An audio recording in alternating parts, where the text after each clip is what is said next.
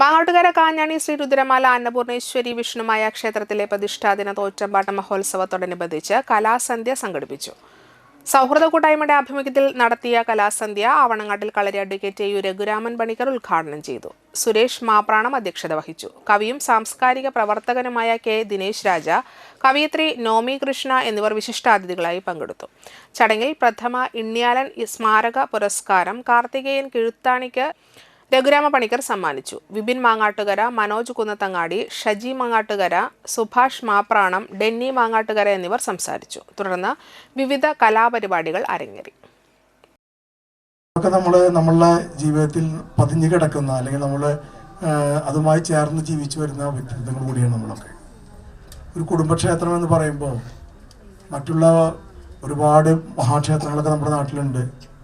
അതൊക്കെ ഉണ്ടെങ്കിൽ കൂടി നമ്മളുടെ മനസ്സിൽ ഏറ്റവും ആദ്യം ഈശ്വരനെ നമ്മൾ പ്രാർത്ഥിക്കുമ്പോൾ അല്ലെങ്കിൽ നമുക്കൊരു ആപത്തോ വിഷമമോ വരുമ്പോൾ നമ്മുടെ മനസ്സിൽ ചിന്തിക്കുന്നത് ഈ കുലദൈവത്തിനെ ആയിരിക്കും. അത് നമ്മളുടെ ജീവിതത്തിൻ്റെ ഒരു വലിയൊരു ഉറപ്പാണത്.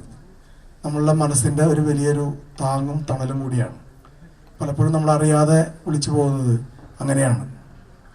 ആ ഒരു ബന്ധം അല്ലെങ്കിൽ ആ ഒരു ഉറപ്പ് നമ്മുടെ ജീവിതത്തിൽ എല്ലായിടത്തും നമ്മൾ വെച്ച് ആരാധിച്ചു കൊണ്ടിരുന്നാൽ അതിൻ്റേതായിട്ടുള്ള ഗുണമുണ്ടാകുന്ന കാര്യത്തിൽ യാതൊരു സംശയവുമില്ല.